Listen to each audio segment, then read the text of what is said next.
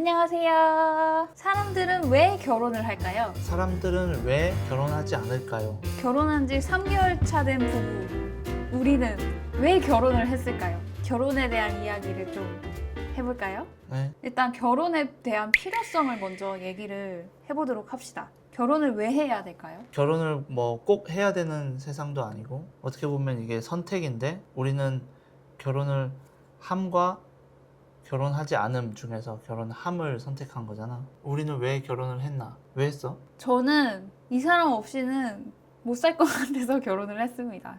결혼이라는 의미는 뭐냐면 남은 인생에 동반자와 함께하는 거를 법적으로 구속시킨 거라고 생각을 하거든요. 근데 그 법적으로 구속시킬 때 내가 이 사람과 정말 같이 함께 할 수 있다 이런 확신이 들어야 법적으로 구속을 할 수 있는 거고, 그 확신은 내가 이 사람과 함께 어떤 문제든 해결할 수 있고 그 기반에는 사랑이 깔려야 된다고 생각해요. 근데 요즘 세상에는 사랑만 가지고는 결혼을 망설이는 사람들도 많고, 무슨 사랑만 가지고 결혼을 하냐, 이 시대가 좀 많이 바뀌었기 때문에 이렇게 생각하는 사람들도 분명히 있을 건데, 그거에 대해서는 어떻게 생각해? 결혼을 내가 왜 했냐에 대한 대답은 그건 거고, 고려해야 될 것은 조건을 따로 봐야 된다고 생각을 하는데, 그러니까 이유랑 조건은 다른 것 같아. 이유는 내가 정말 이 사람이랑 같이 있고 싶다 해서 결혼하는 거고, 이거 결혼하기 전에 아 정말 내가 이 사람과 같이 평생을 함께해도 괜찮은 것일까? 하고 생각을 해보는 그 조건은 분명 필요한 단계다. 그러면 결혼이란 거에 대한 장단점이 있기 때문에 사람들이 결혼을 할지 말지를 고민하는 요소가 될 텐데, 결혼의 첫 번째로 이제 결혼의 장점, 나랑 이제 성격이나 뭐 가치관이나 뭐 이런 게 맞는 사람끼리 이제 같이 결혼을 하게 되면은 삶의 행복도는 당연히 올라가는 거고, 그거는 분명히 큰 장점이고, 남녀가 만나서 이제 가족을 구성하고 뭐 이런 것들이 인류가 생겨난 이후부터 엄청 오랫동안 DNA에 새겨진 본능이잖아요. 본능과 가깝다. 본능이기 때문에, 그래서 왜 결혼을 하지 말아야 될 이유가 있나라는 물음에는 나는 대답을 잘 못할 것 같아. 하지 말아야 할 이유는 나는 개인적으로는 크게 찾지는 못했다. 그래서 이제 결혼을 한 거고, 사람들이 행복하기 위해서 뭐 자기가 벌어서 자기가 쓰고, 여자친구나 남자친구가 있으면 어떤 생활적인 부분에서 트러블이 있을 수도 있고 간섭이 있을 수도 있는데, 이런 거 없이 그냥 온전히 내 선택만으로 내 시간을 혼자 다 쓸 수 있고, 그거에 대한 리스크도 내가 감당하고, 뭐 이런 어떠한 구애도 없이 자유롭게 생활하는 걸 원하는 사람들이 굳이 결혼을 해야 되나, 이렇게 해도 좋은데 라고 생각할 수도 있을 것 같고, 그리고 뭐 퐁퐁남이다, 소수의 사례가 좀 인터넷에서 널리 퍼져가면서 결혼하면 저렇게 되는구나 라고 느껴지게 되는 이런 사회적인 분위기 형성? 뭐 이런 것 때문에 결혼을 망설이는 사람도 있을 거라고 난 생각을 해. 그럼에도 불구하고 어떻게 보면 나와 이제 결이 맞다고 하지. 결이 맞는 사람들끼리 만나다 보면은 결혼이라는 게 충분히 좋은 선택이다. 그리고 그때는 뭐 결혼하지 말라고 해도 자기네들끼리 결혼을 할 거라고 난 생각을 해.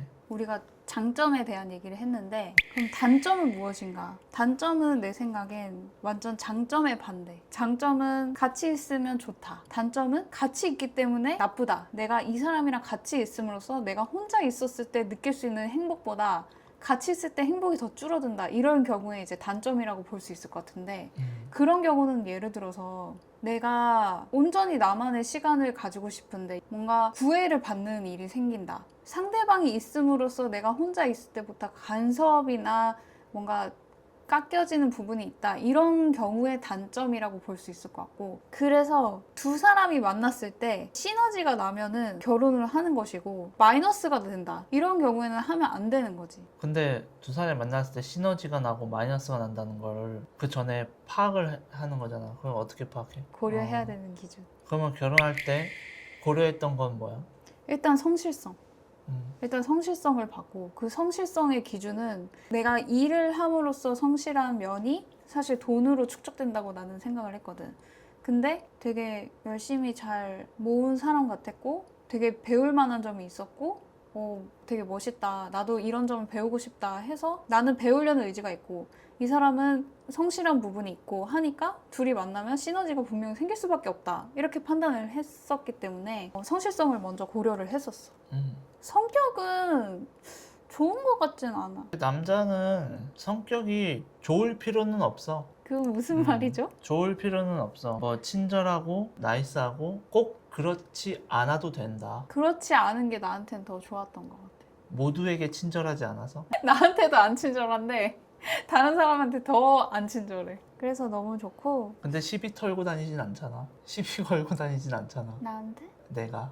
아, 다른 사람한테? 어. 그렇지. 나한테만 엄청 시비 걸지. 근데 시비 걸릴 행동을 하면 안 돼. 성격도 중요한 것 같고 근데 음. 되게 착한 부분을 알기 때문에 이렇게 말은 하지만 그 다음에 외적인 것도 나는 고려를 해야 된다고 생각해. 경쟁력이라고 생각이 되기 때문에 인간의 본능으로 잘생기고 예쁜 사람을 한 번 더 눈에 이렇게 가게끔 만드는 매력이 있듯이 그 매력이란 게 되게 중요한 거라고 생각하고 외모도 많이 봤다. 그 외모는 그거는 당연한 거야.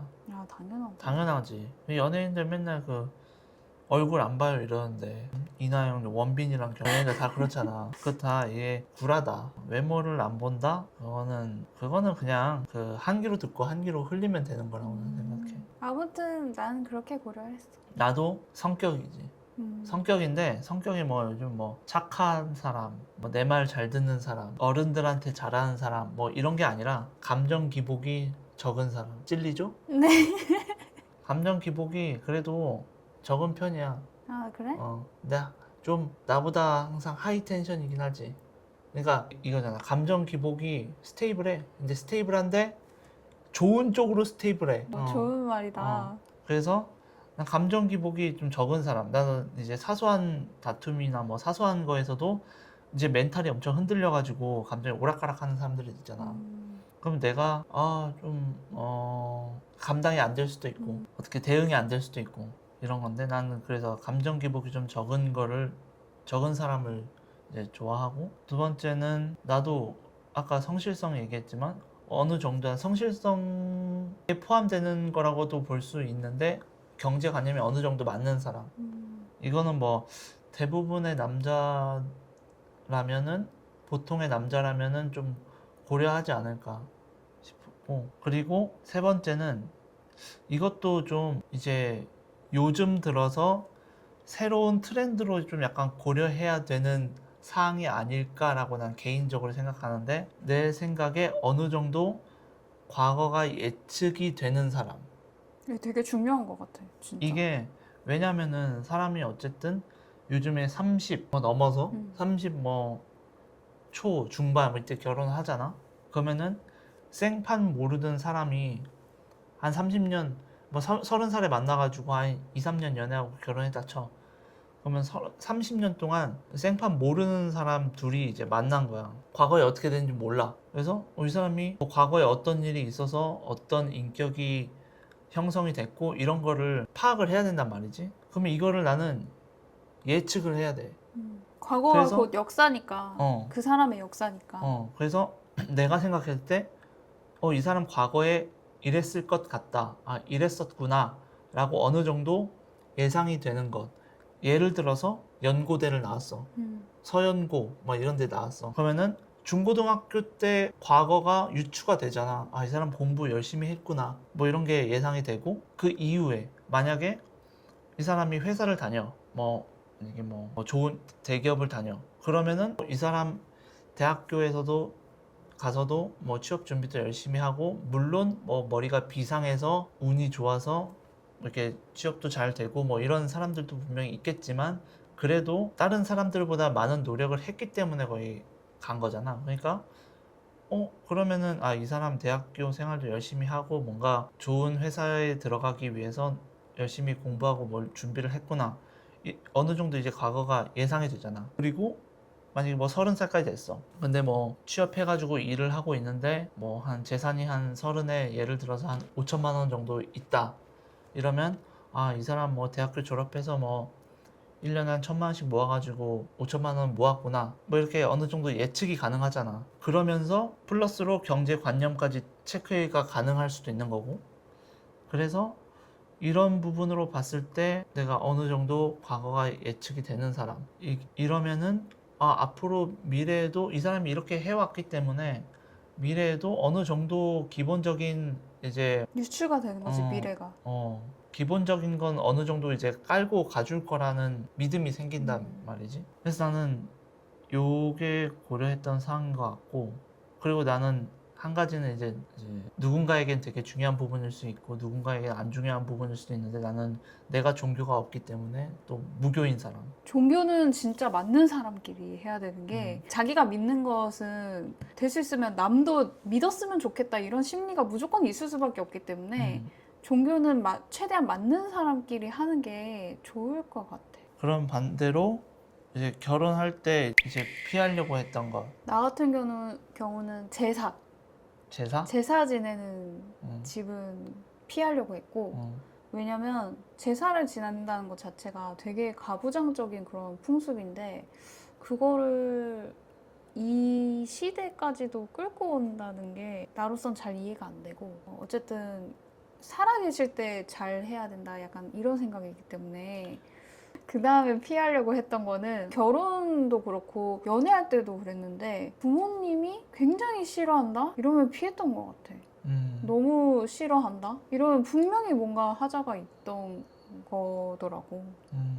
나도 아까 말했던 것좀 부모님이 반대하면은 좀 그건 안 좋은 시그널일 수 있겠다 라는 생각이 드네. 그리고 사실 이제 고려했던 거에 다 반대적인 거를 이제 다 피하려고 했던 건데, 그리고 주변에 이제 남자인 친구들이 많거나 뭐 이런 것들은 이제 피하려고 했던 것 같아.